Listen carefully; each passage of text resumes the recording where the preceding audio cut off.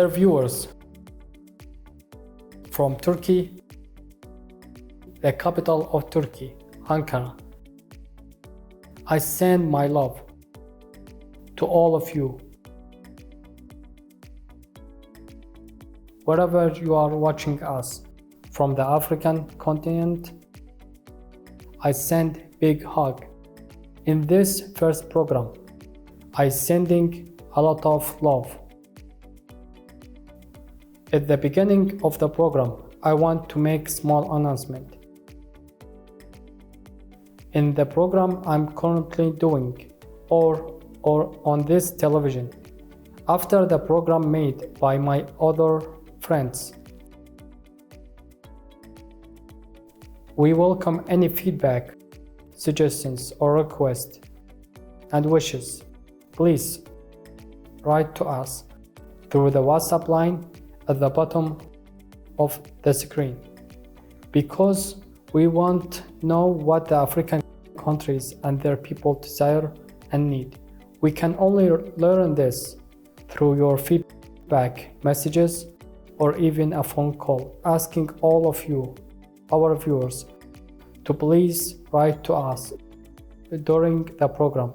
Here in Ankara, the capital of Turkey, I'm with someone who is leading figures in large scale cattle farming. Her name is Nurhan Altınay. Welcome. How are you? Thank you. How are you? Thank you very much. Briefly, may I get to know you and your animals? I am Nurhan Altınay. I am originally from Uşak, but I live in Ankara. I am 45 years old. I have been running this business for 8 years. I could also say I am managing it on behalf of someone. I have Simmental cattle. I currently have 28 milking cows. I have 12 pregnant heifers and about 10 calves as well. Here we produce milk. We sell our daily milk wholesale. In addition to this, I am a veterinary technician. I take care of the animals' health, including insemination and births. I handle all of those. So, there is no permanent pasture? No pasture. It is a semi-open barn.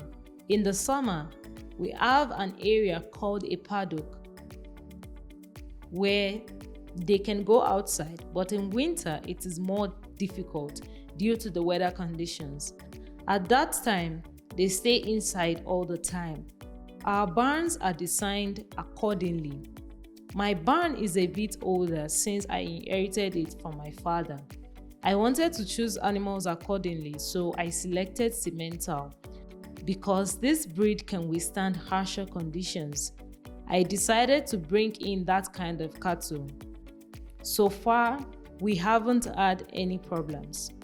How many liters of milk do you get per animal? We are currently in the second lactation. They have given birth for the second time and are pregnant with their third.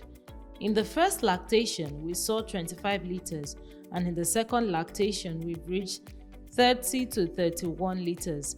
Now, due to their third pregnancy, they are a bit close to drying off. Starting from the 10th month, they will gradually go dry. Of course, this has dropped a bit to around 27 liters, but we have achieved good yields from the Simmentals, hitting a good target. What do you feed the animals? What do you give them to eat? Here, we are constantly dependent on outside sources because we don't have pasture. We only have areas where we rent our clover. We can grow clover here, there. Almost, if everything goes very well, we can get 5 cots, but generally we can manage 4 cots. Although we don't need to buy clover from outside too much, we do buy straw and feed. We get all of those from outside. There is a saying, you can't turn a meal without water. You get almost all the food from these animals from outside, and some of it you even buy. How do you manage? We buy most of it with money.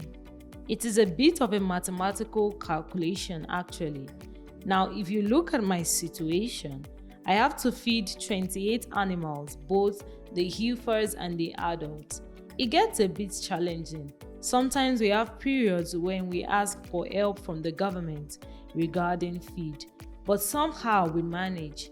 My advantage was that when I changed my animals, I had Holstein cattle. These are a bit more hybrid animals, a combination of Simmental and Holstein. It was a breed obtained from crossbreeding. At the time I changed them, I had a lot of feed stock. If you ask me now, Nurhan, are the costs covering you? I can say that they have been so far because I had plenty of straw stock. I also have a good amount of silage stock. With those, I was able to bring these animals to this level. In the current situation, I am also thinking about how I can manage this part of the barn with 28 milking cows. Are you thinking of quitting? No, I am not thinking of quitting. It's a bit of a love affair for me. I don't think it's easy to leave livestock farming. It's a very difficult profession to quit, in my opinion. It's the same for farmers in general. Despite very tough conditions, let's say with determination and patience, we carry on this work. Everyone knows this. If a livestock farmer gives up and becomes disheartened, they don't come back because it's hard work, but it's a job done with passion. Now, as for your surroundings, I don't know who else can do this work. As a woman, Yes, you have employees working with you. You handle the technical aspect, meaning health aspects, births, sales, feeding, cost, and accounting. You also take care of new animals coming in. To manage all these, you must be extremely intelligent. oh no, I can just say that I love what I do. Yes, when you think of all these aspects, they are very difficult tasks and decisions.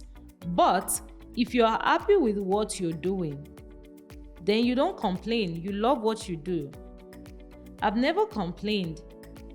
I get tired, but I have no holidays. No breaks, no vacations, nothing. I have no weekends, no nights, no days. Most of the time, my children are with me. 3 sons. But when I can't go, they can't go either. But I have never complained, or at least I don't complain. I don't know. Are you satisfied with these animals? Do they have good fertility rates? Do they give birth easily? What do you do when they have diarrhea? Are they healthy? The Simmental breed is a bit more resilient. I've noticed that because I previously worked with Holsteins. I also worked with Holstein crosses, but I've seen that Simmentals are more resilient to tough conditions.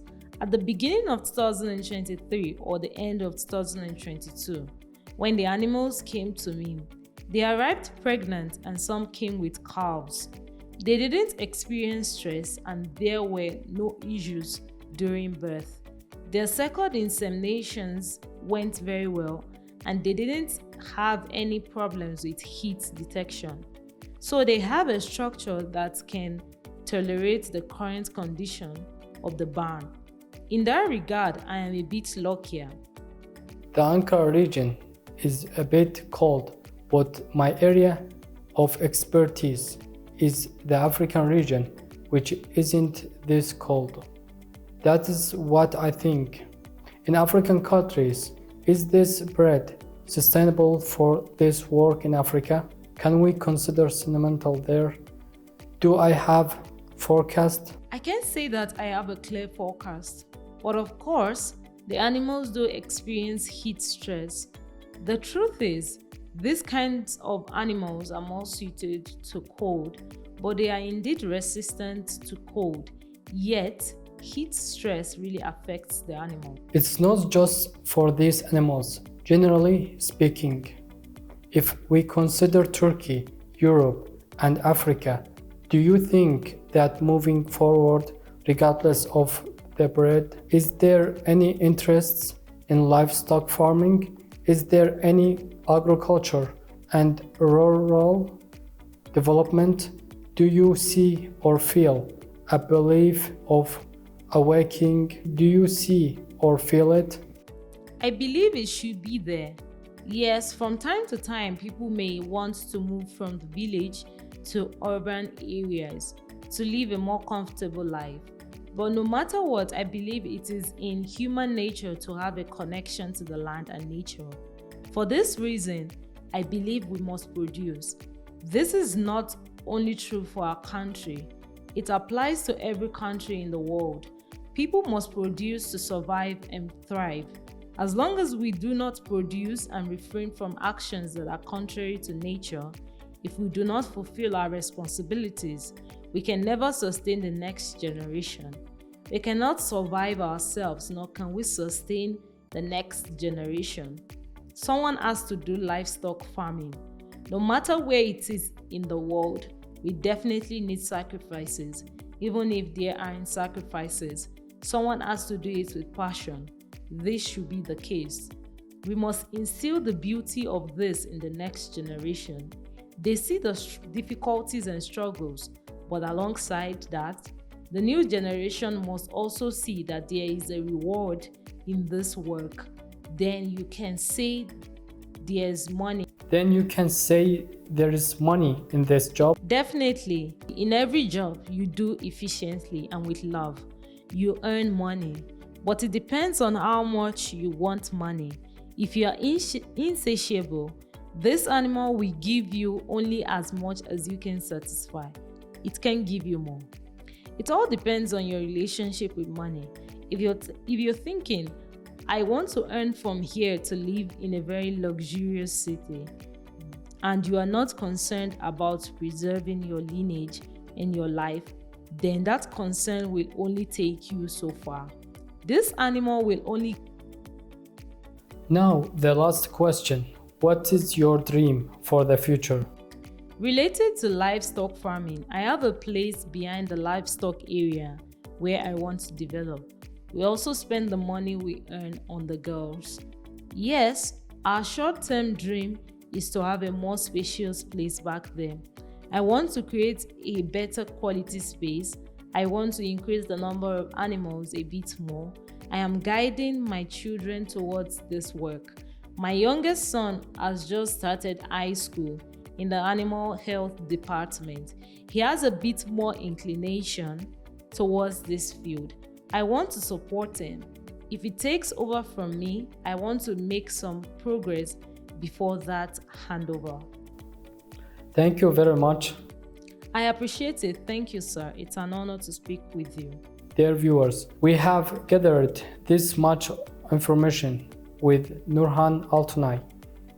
As I mentioned, in Turkey, many women, many young people, a large number of companies are entering the livestock and agricultural sector on a large scale. Technologically, I'm sure the same feeling and emotions apply to the countries we observe.